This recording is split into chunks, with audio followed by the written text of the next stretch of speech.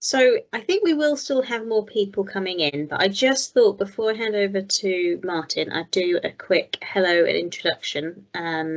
So for those of you who haven't come across me before, as I said, there's a few familiar names and faces, but quite a few new ones as well. So my name is Alice Lunston and I'm the head of the Demand and Capacity team.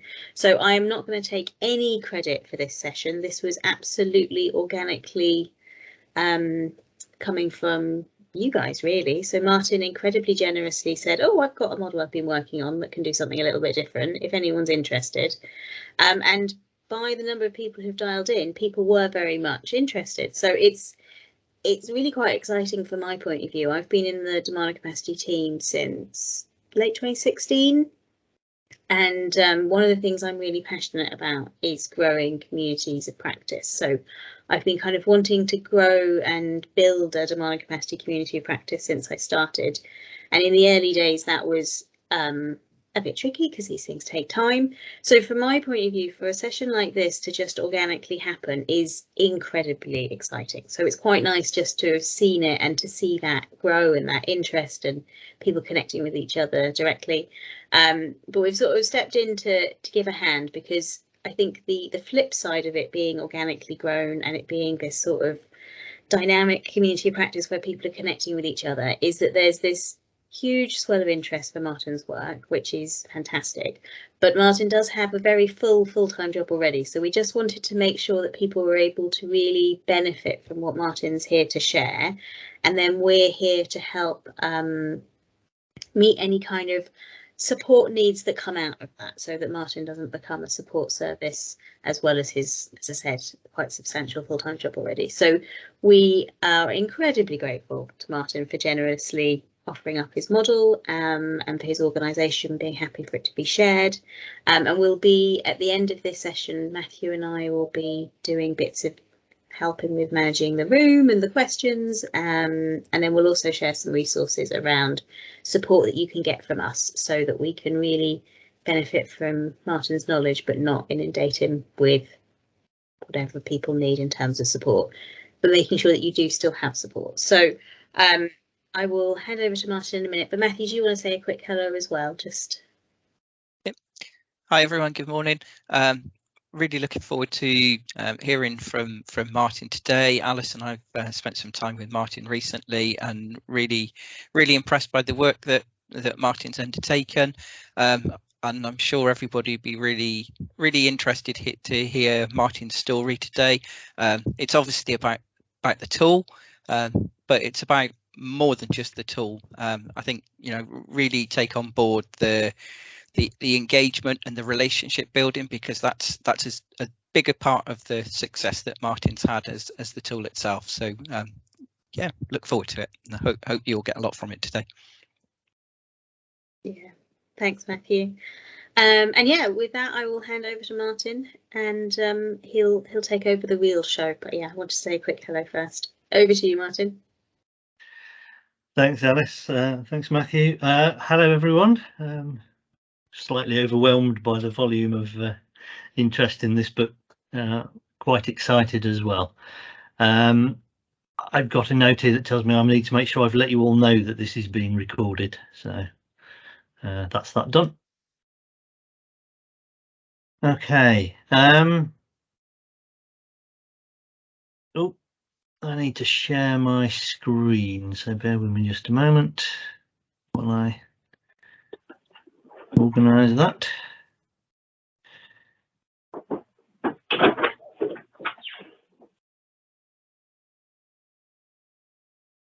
Right, have you all now got, Alice, can you confirm, can you see the slideshow? Yep, slides all good, lots of thumbs up. That's marvellous. Okay, so I don't have a fancy name for this tool. A number of people have asked me what I want to call it, and I really don't know. It is a capacity and demand tool that works well for services with limited data. So if anybody has got a snappy name for that, do let me know.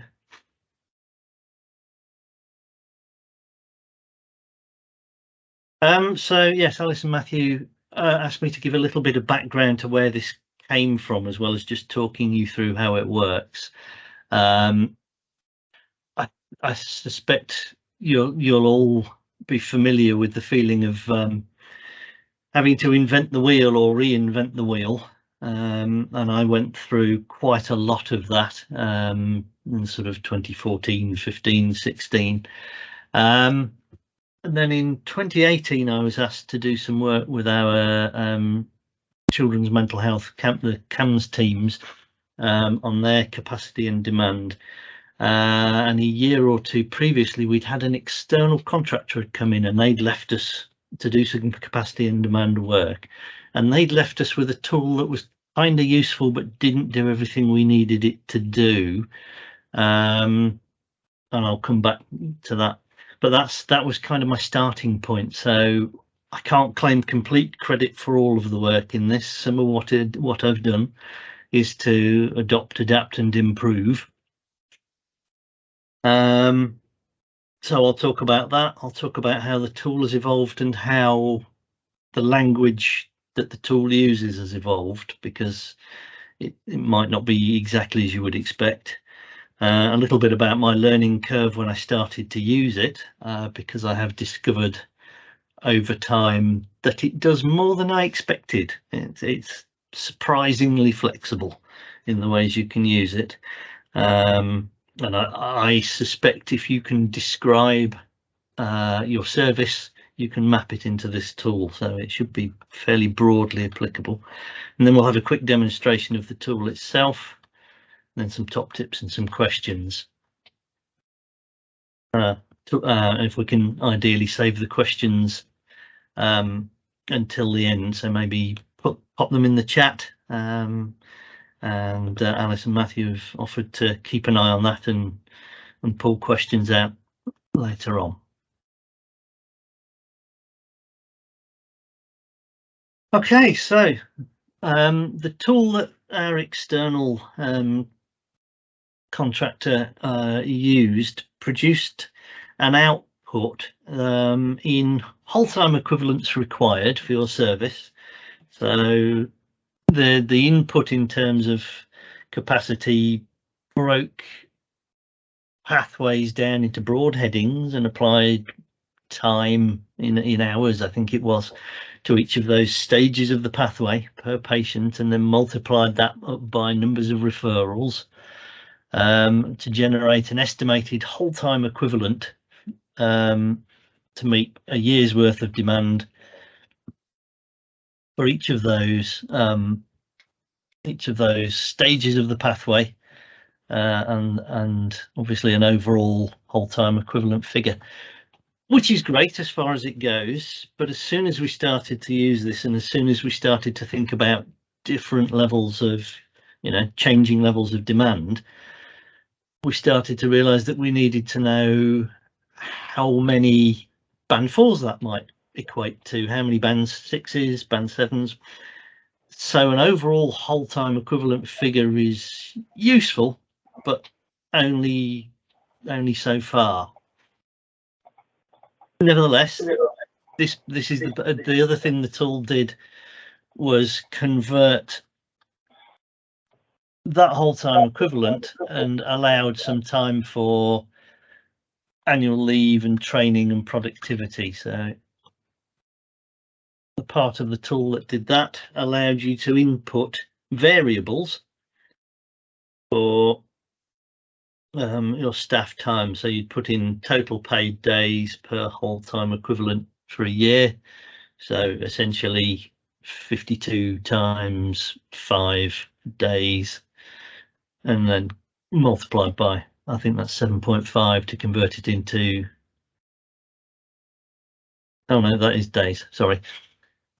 And then takes out some time for annual leave, training, a percentage to allow for some sickness in the team, and also allows for productivity, because one of the mistakes I'd had made in the past, and I think this is potentially quite a common one, is that even if you've allowed for annual leave and training and the like, you then assume for some reason that 100% of the remaining time is going to be available as patient facing, and nobody can work at that rate. for the whole time. The other thing that the clinical productivity target can allow you to do is take some account with this tool of varying rates of demand. So if you've used any of the other tools available on the platform, you've perhaps come across the 65th percentile idea, where if you have quite volatile levels of demand, you might need to take account of that in your capacity to allow for peaks in demand. This tool doesn't have that built in, but you can make some allowance through using the clinical productivity target to allow for months where you might need to work a bit more flat out.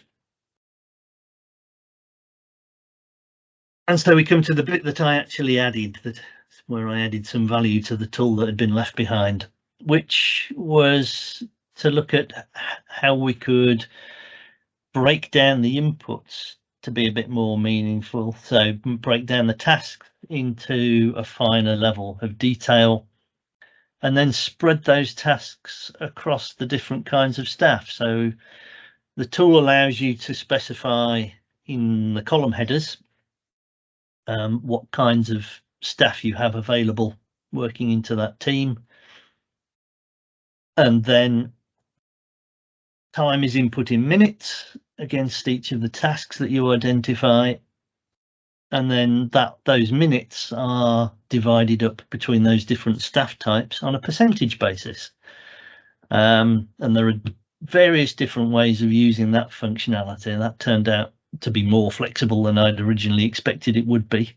I was thinking that would be quite simple, but actually you can do some quite useful things using those percentage splits. So I'll come back to that when I get to the demonstration. Okay, so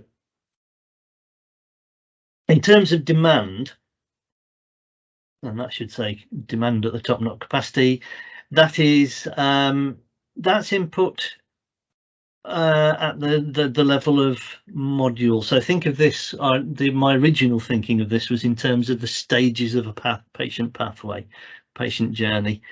I've changed the language of that a bit for reasons that I'll describe in a minute. But so think about the stages of a patient pathway, and you can allocate your demand, which you might think of in terms of referrals initially, to those different stages. So not everybody will require every part of the pathway, and you can allocate in this tool either based on numbers you know from the data you have, or based on a percentage split using best guesses from the service. So whatever you have available to make your best estimate for what the demand will be for each of those modules. And then the main output of the tool has changed from a single sort of whole time equivalent figure to a whole time equivalent figure per module and overall to deliver that service for 1 year's worth of demand. So it breaks it, adds up, multiplies all those minutes per task by the number of times the module is going to be needed in the year, and then converts those minutes into hours and hours into,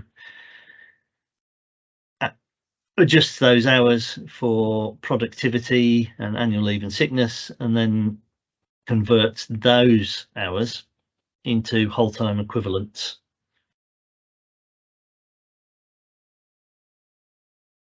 Okay, so a little bit about the learning and why the language changed. When I first started doing capacity and demand work, my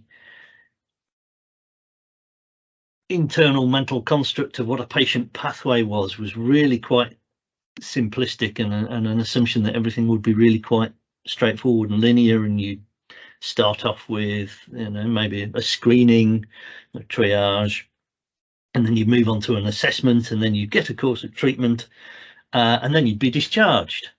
But then I started to discover that it really wasn't quite that simple. So I work with a children's speech and language service, for example, where some of the children that are referred might go through a course of 8 sessions over perhaps 8 weeks, where they're working on a single vowel sound or something for speech, and then they'll go away and they'll practice that on their own, and then they'll come back and they'll do another 8 sessions, but it'll be on a different sound, and then they might come back at least once more in a year and do some more on another sound. So actually patients were cycling back through that module of care more than once in a year. So I had to move away from thinking in terms of referrals to just the number of times that stage was going to be needed. And in my simple brain, stage is just makes me think in a linear way, so I changed that as well and changed it to modules of care, because that helped me with my thinking, to move away from thinking in that linear way.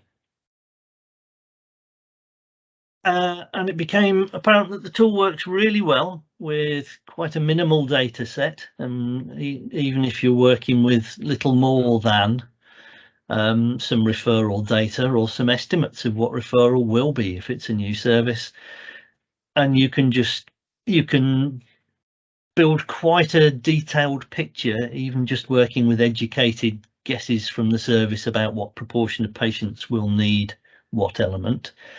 You can make allowance for patients repeating modules in the year. It's possible to allow for different levels of need, so you might have quite specific pathways that where patients might go down different pathways according to a level of need, or even if the service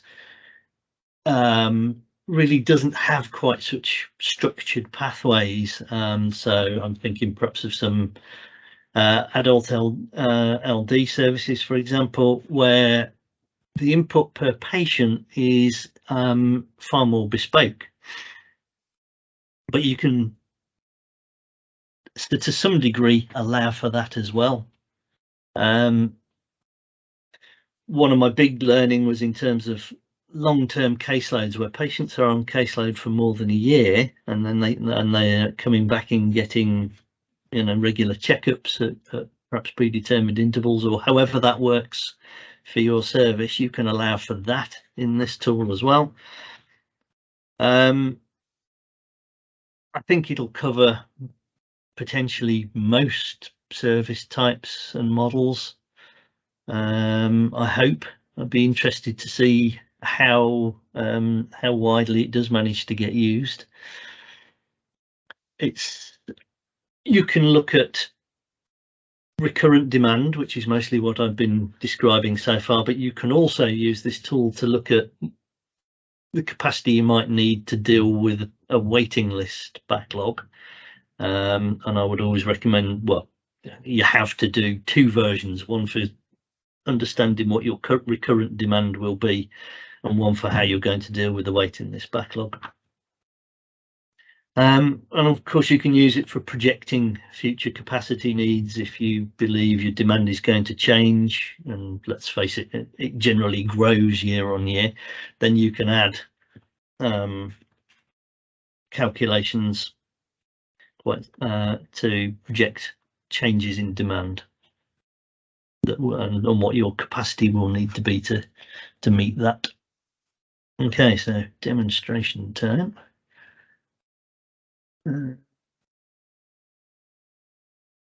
Bear with me a minute and we'll have a look at the tool itself. So I did attach our version of the tool to the invitation, so it doesn't want, there we go, let's do that. All right, so some of you will have seen a version of this if you've had a chance to look at it.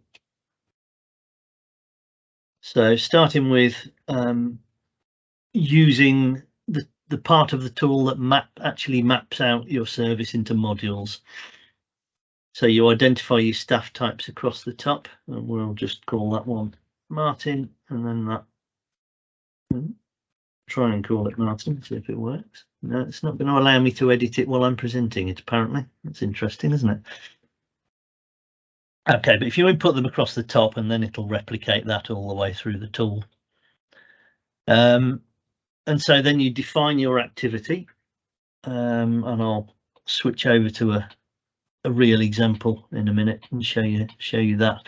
But you define your activities, you allocate minutes to each of those activities, so it might be an initial assessment, and an activity 2 in that module might be the clinical admin for that.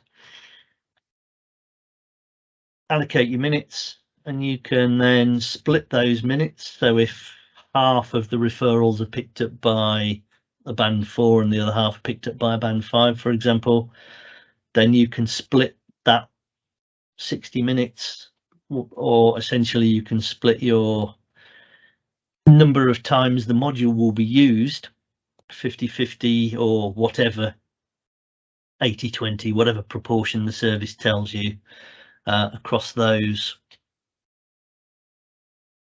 staff types. If you have an activity where 2 separate members of staff will be working together, then you can allow for that, and you can either give them a row each with a 60 minutes and just put 100% and then replicate the row and 100% for staff type 2, or what I tend to do is just put, well, it's 2 times 60 minutes because it's 2 staff, and then I split the 120 50-50 between those people. So it's quite flexible that way. If you're running out of rows when you use it, then doing it this way with the 2 times 60s is a way of saving rows as much as anything. And then another way of doing that might be that you have an activity that not all of the patients who are coming through that module will need. Maybe only a proportion of them do. So in this example, and I hope everybody can see this well enough, in this example, the activity takes an hour, so the formula in this cell, and you probably can't see that, is 60 minutes, but then only half of the patients coming through will need that activity, so it's times 0.5, as in 50%. So it adjusts the minutes for that activity rather than adjusting the number of patients. So because you can only adjust the number of module uses, there's only one, you can only set that for the entire module, but you adjust, if you've got an activity that's not applicable to everybody going through the module, you adjust that by adjusting the minutes. Okay. So another thing you might find is that,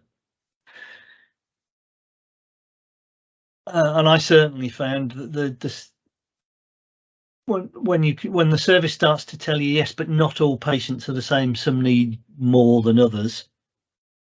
So they're getting essentially the same set of tasks, but they need to spend longer doing it with some patients than others.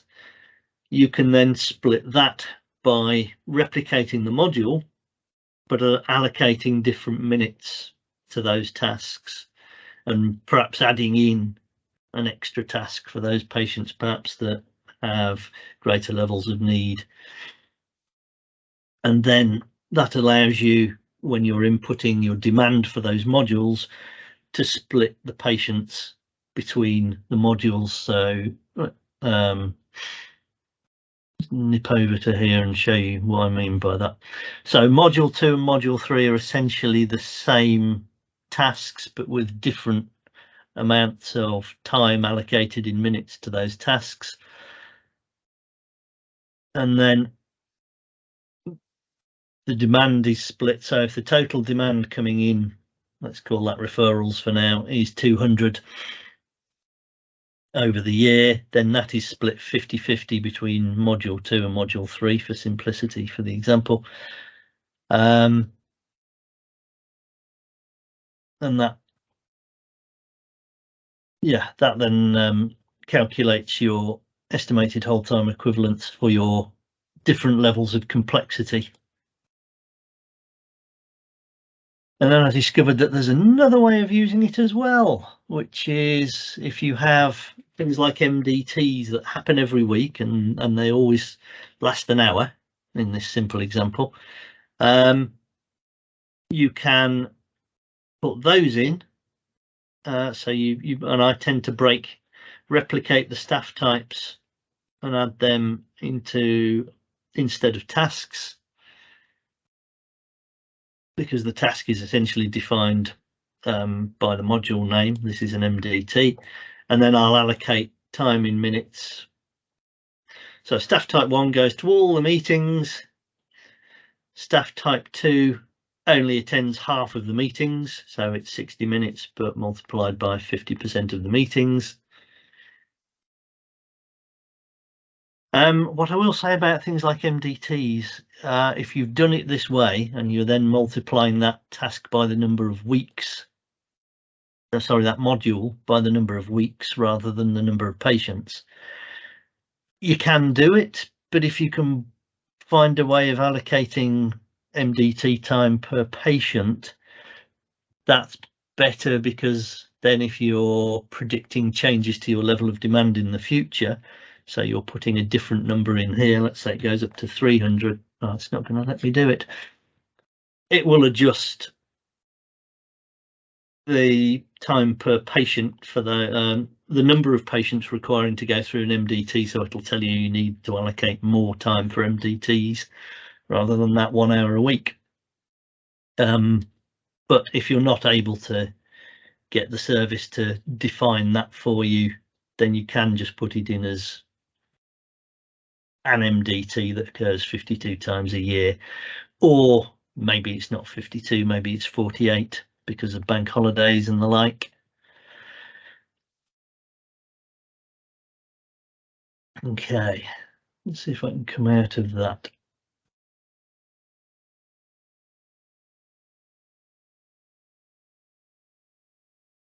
Okay, and I'm sure there'll be questions and we can jump back into the tool to look at those. But for now, so my top tips on using the tool, you have to work closely with the service to use this tool. I would say you have to do that for any capacity and demand work, but particularly this tool, because you're likely to be working with best guesses of how many patients are going to go down different pathways. And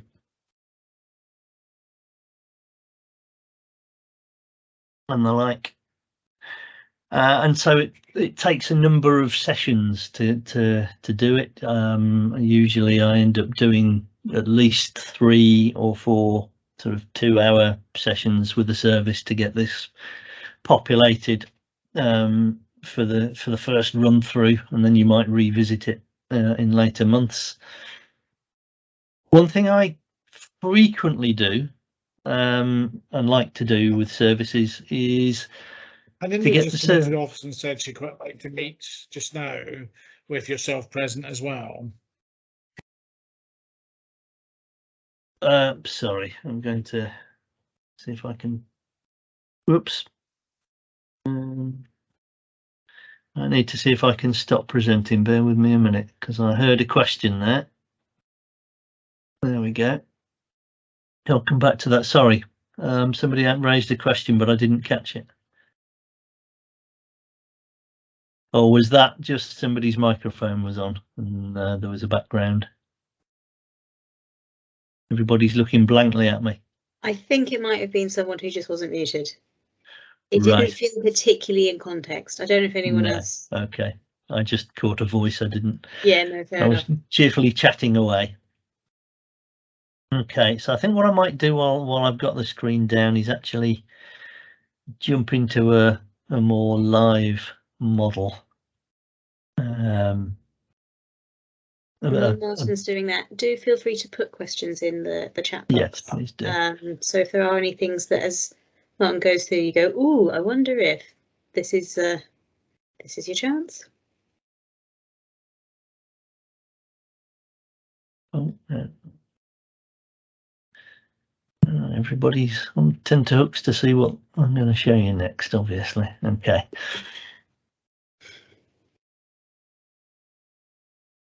Martin, just for your reference, we have a comment in the box about how valuable people are finding this presentation. So thank you again. Thank you. Right. Back to there and share.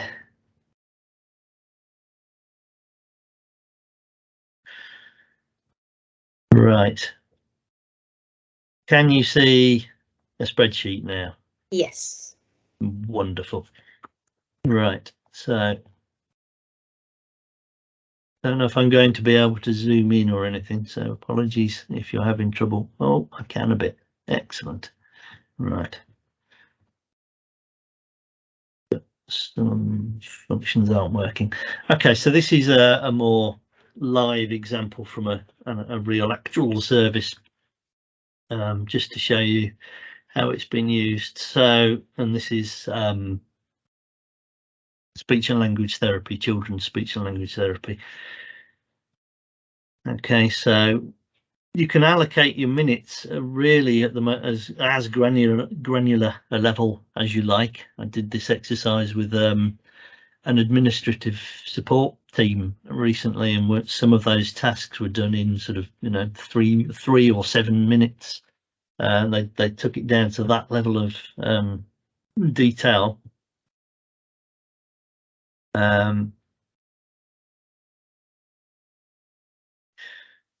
But what we did for these, I mean, you'll see these splits of who's doing what. Obviously 80-20 isn't, you can tell by the numbers, 80-20 isn't based on analysing data to see what's really happening in the service over the last year or whatever. Actually, that's quite difficult to do with the data we have, because it's difficult to match. You can see who did it, but then you've got to go through a big exercise to match the name to the band. And so what we've done here, and then actually quite difficult to identify whether it was for coaching and modelling or a school-based assessment. So these are best guesses from the service manager, aided by one of their more sort of trusted and experienced members of staff actually doing the frontline contacts. And then for some of these activities, actually, I usually work with like the service lead, one of their frontline staff that they've identified as having a good idea what's going on and being a good user of the patient administration system. And then they'll tend to just, if there's a specific question that they can't answer, they might phone somebody up and call just to get an answer on that bit. So you can work quite flexibly as you go along populating this.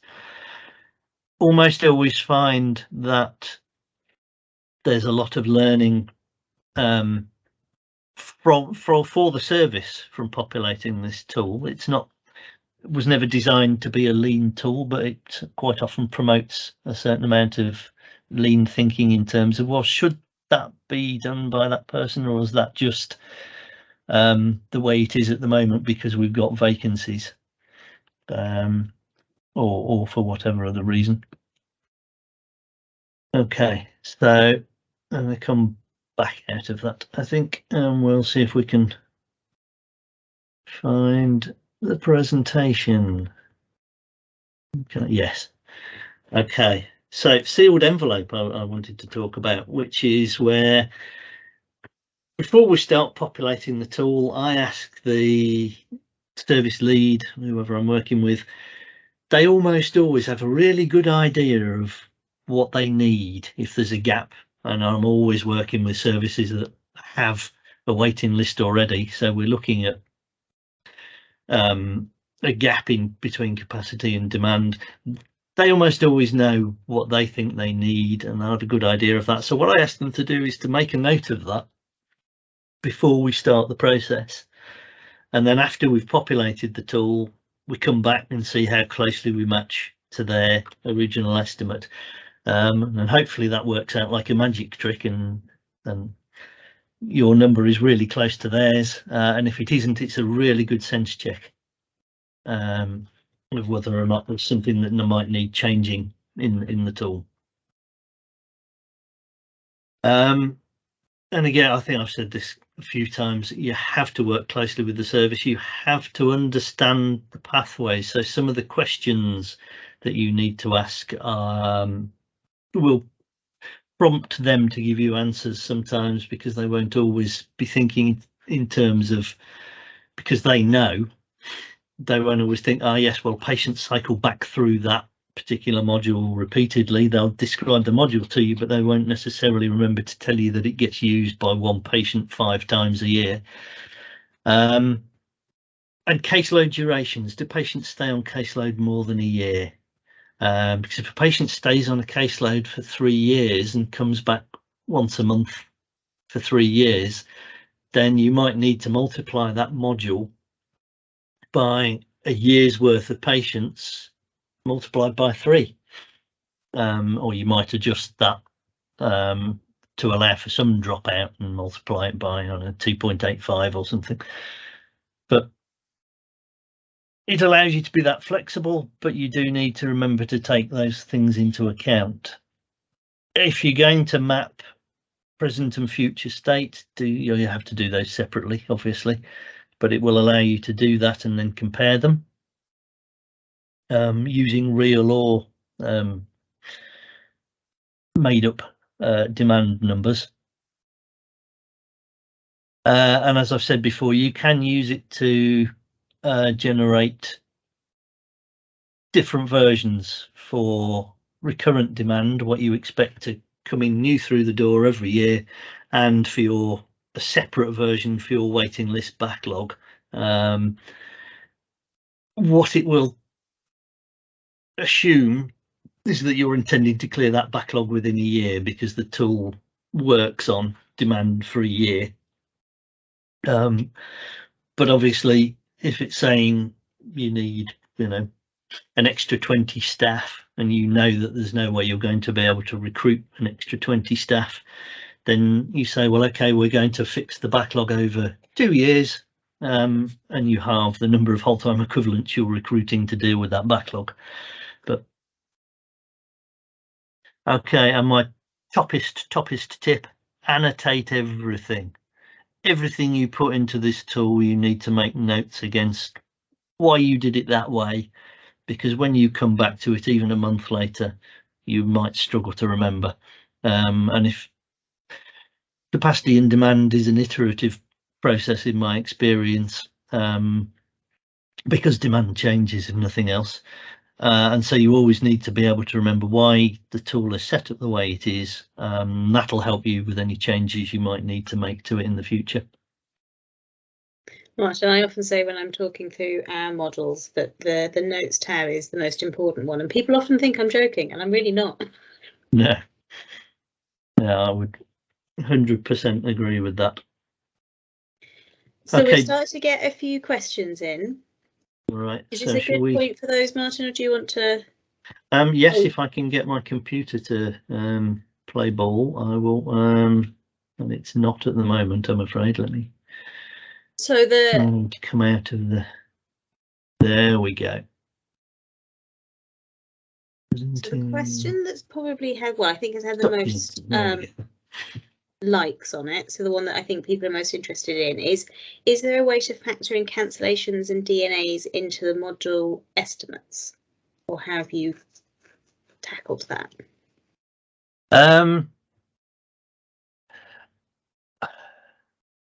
Not specifically. You would do that in terms of, you would adjust the projected the demand that you're putting in for that module to allow for that. So I'd imagine maybe the productivity could be adjusted for that a bit as well. Is that, or I might be misunderstanding? Yes, I guess you could adjust the productivity for that. I would tend to do it in the demand. So you might have to show you this in, let's go with, yeah. Okay, so let's see if I can share that again.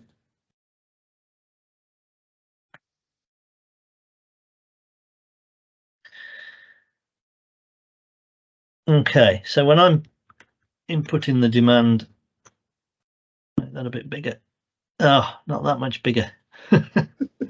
Into here, very often I might, particularly for recurrent demand, the first number you're putting in, which tends to be part of the screening process, will be based on referrals. Thereafter, if you can allow for dropout rates by saying, well, look at the number in the first cell and multiply it by a percentage. And I tend to put those separately over here and actually put it in as a formula, mostly so that it's clear what I've done to me, rather than just doing the calculation and then putting the number in. But also because if you decide that you've got your percentage wrong, you can just change it as a variable quite easily, and it changes all the calculations that hang off it. So you can put calculations all the way through this, where the number going through one module is dependent on the number that's gone through a previous or a separate module.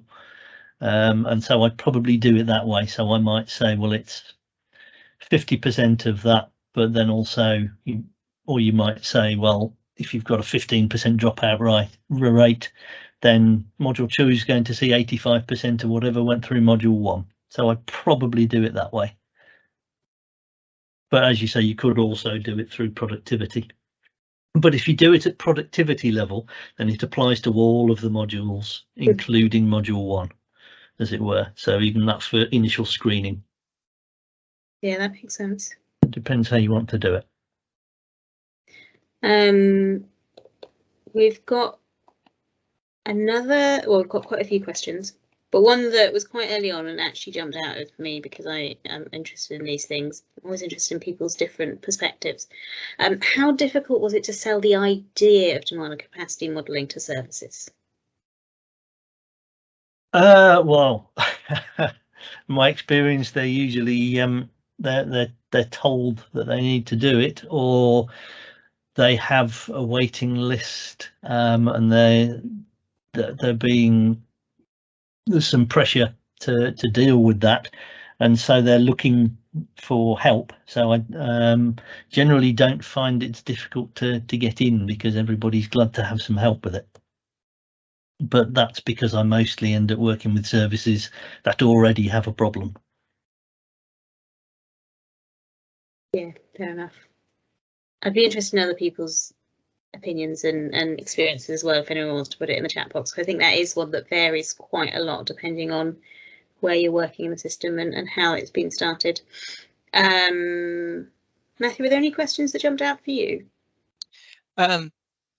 Yeah, there was a question, Martin, about whether the model resulted in any pathway changes.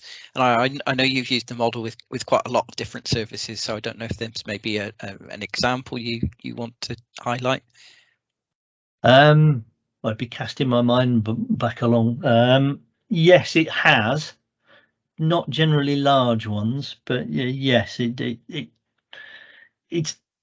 often promotes thinking about the pathway. Services have rarely gone to quite this level of granularity, even if there's a fairly detailed process map of the steps and how that fits with, the patient administration system. They've rarely gone into how many minutes per module and exactly who's doing all of those different tasks in quite this level of detail. So it does promote those kind of conversations about who should be doing it, not necessarily is this the right thing to be doing. Perhaps less of that, but if you were doing a workshop around that, you could bring that in, those kind of questions in. It certainly wouldn't be impossible. It helps people see the pathway, so it does promote that kind of thinking. We also got a question about could you go into a bit more detail around how you've used it to look at backlogs and waiting lists? Yes, okay. Let's see if right. Am I still sharing my screen? I can't even tell because I'm having such trouble. No, right, good. Let me find an example of a backlog.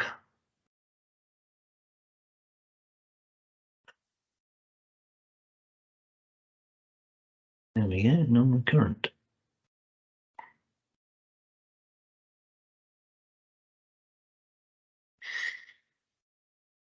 So what I will say about that is my starting point is pretty much always to get the service to think about the recurrent model, as it were, to describe the pathway for a new patient coming into the service and how they might go through that that recurrent process, and then you can take the numbers that generates and apply it to your backlog.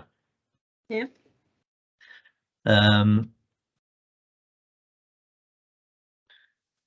So the only thing with that is quite often this you know, in this case it's a screening. All of those patients on the backlog have already been screened, so that module doesn't apply. But all of the rest of it is likely to apply if they're on a visible waiting list. And it's worth remembering that not all waiting lists are visible. Some of them are caused by bottlenecks further downstream.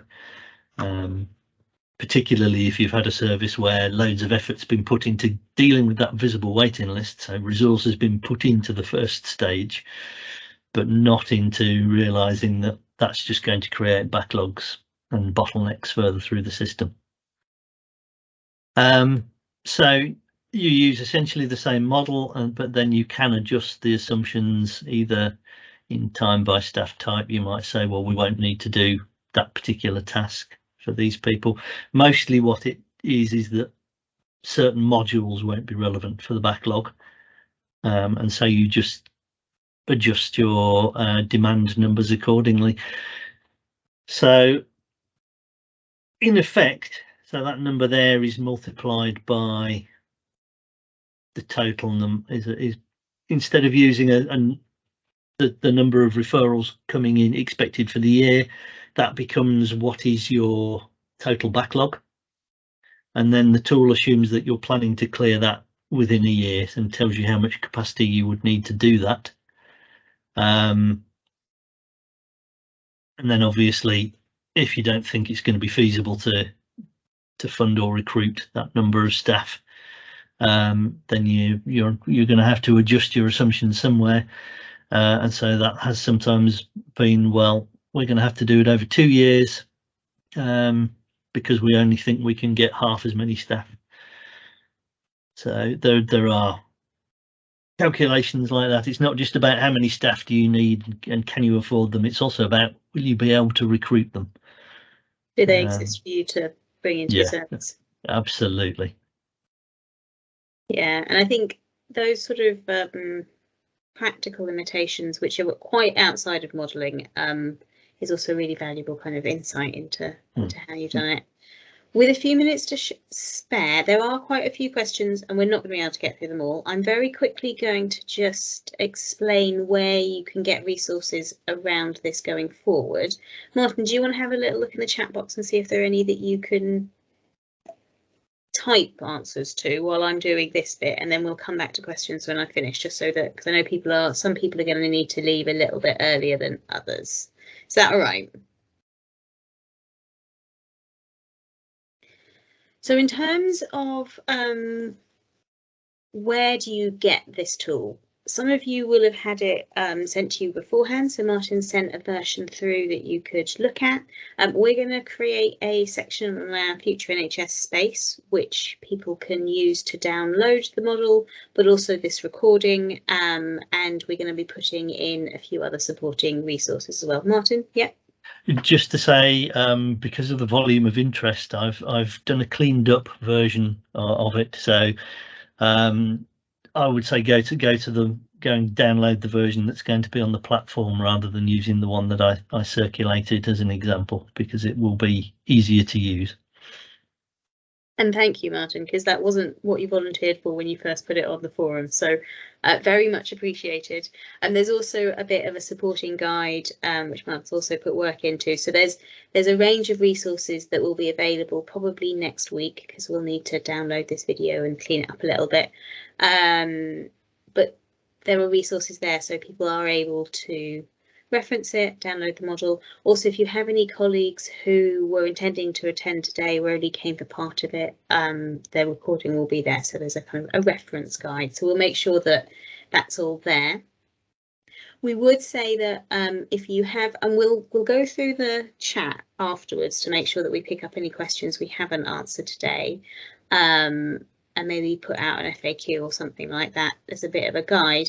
But we would say if you have any questions, can you direct them to us as a team rather than to Martin, because he's been, as I say, very generous with his time and in developing this. But it's not going to be practical for him to be able to respond to 80+ people's questions and queries as they go through this and try and implement it. Having said that, we do want you to have a go at doing it. So if it feels like this is a tool that's going to be really useful for you, we want you to have a go. Try it out, and if you do have questions, we as a team are very happy to be available to support those. So if you can contact us as a team rather than Martin, that would be great. And we will try and make sure that if there's anything that we can't directly respond to, we will then liaise with Martin with anything that we need little bits of clarification on, but just to kind of manage Martin's commitment. And then we've got other resources which may or may not be useful in the same space. So we've got our open online course, which we ran it 2 or 3 times now. I think last time in 2021. And this really walks through how do you start approaching a demand and capacity modelling project. So some of the questions that we've had around how have services responded, have you seen anything changing around pathways? A lot of that kind of wraparound questions and thoughts and ways of approaching it are quite common no matter what model you're using. So in terms of that supporting information, what you can do and how that works, we have guest speakers for each of the modules that we delivered as webinars. So you've got perspectives other than just the team. It's a bit broader than that, but it might help fill in some of those gaps that are, as I said, almost universal really, no matter which modelling approach you're using for the numbers bit. We've also got a series of case studies which can talk through how people have applied demand and capacity modelling. Quite a bit of it is with the models that we've developed, but not all of it. And again, I think the learning of when people have done it, what they've found and what they got stuck on that they didn't expect, and the things they thought were going to be hard that maybe weren't as hard as they thought, it gives that sort of real world context to it all. And then we have podcasts, which is a relatively recent addition. Martin has recorded a podcast earlier this week. As I say, he's been very kind with his time, which we will also add to the future NHS once it's been edited and put together. And again, it's about understanding the context of the how rather than just the what. So it's not just what you do, it's how you approach it and your thoughts. And there's a whole, these are the first 3 topics, but we think we've got 6 online now, Matthew, and there's more coming. So do keep if you're a podcast person, have a little look. And yeah, also if there's anything topic wise you're interested in seeing, do let us know. We're always really interested in knowing what it is you're interested in seeing. So then finally, there's our support surgeries. Some of you will be aware of this offer already, some of you won't. So it's a long-standing offer inside our team where you could book in for a 45-minute session with 2 members of our team, and you can pretty much use it for what you need it to be. So this is really flexible, it's really adaptable. And whether you're using Martin's model or one of ours or something you've created yourself, any of those sorts of demand and capacity areas where you're like, I'm just feeling a bit stuck, I don't know how to move past this, or I'm getting results I'm really not expecting, or I'm just trying to figure out which of these 3 different models, anything like that, you can book in with us. If you're specifically using Martin's model, we've got a good enough understanding now that I think we should be able to support you with that as well as our own models. But as I say, if there are occasions that we need to go back to Martin and ask specific questions, we'll manage that through the team, just to kind of manage Martin's time and make sure that people are still getting the support that they need. So do feel free to book in if you get to a point where you're like, oh, I thought I understood how I was going to do things next, but actually, you know what, I do need to talk this through and check my thinking. We are available. And I think that's, oh, yes. And then last but not least, how to get in contact with us. So this slide deck, which is a combination of our slides and Martin's, will be on Future NHS. I'm presuming you're all on Future NHS because that's how you found out about it. But if there are a few of you that have had it forwarded on from a colleague, etc., I would recommend that you join. There are lots of resources on there. There's also our bulletin, which is where we tend to promote things like new podcasts, new case studies, new training opportunities. So again, if you're interested in kind of getting into that demand and capacity world, we don't spam you. There's not like loads and loads of them, but it does mean you know when new things are available. And then there's also an external website. So just a kind of repository of resources for people, so you're not feeling like you're stuck on your own doing it. Martin, is there anything else you wanted to add? Just to say, if anybody thinks of any ways of improving the tool, then yeah, please feel free to chop and change it as you see fit. I would be very interested to see any changes. One of the comments from Jazz and Andrew is suggesting that you might need to adjust your whole time equivalent inputs for staff with greater length of service, for example, because they'll have more annual leave. Yes, had a similar thought, haven't figured out how to do it yet, so over to you. And I was going to say, if anyone does have a go using it, and would be really interested to know how you get on. So I did wonder whether down the line another sort of show and tell where other people are showing what they've done with it and how they've used it might be useful, because there's obviously been a huge interest in this model, and I think one of the things that's fantastic about it is that you don't need lots of data. It makes it quite accessible, and it's hopefully quite approachable. But yes, we'd love to hear how people get on with it and how you've used it and what it looks like and what it feels like. So yeah, watch this space for a future show and tell if people are willing.